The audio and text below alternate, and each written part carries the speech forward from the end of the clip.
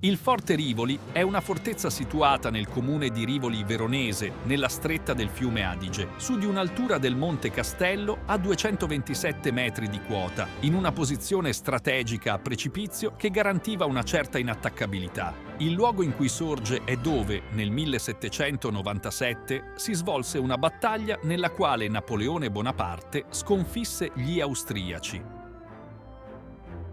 Edificato a difesa del confine austriaco, nel 1866, con l'annessione del Veneto al Regno d'Italia, il forte passò sotto il controllo del Regio Esercito Italiano. Venne quindi modificato con l'inversione di tiro delle batterie allo scopo di difendere il versante nord-est. Nel 1884 il forte fu ampliato con la costruzione di una batteria più bassa, denominata Rivoli Bassa, posta su di un piazzale nel versante nord, sempre per difendere lo sbocco della valle dell'Adige. È stato successivamente utilizzato come magazzino dall'esercito italiano fino alla fine degli anni '80.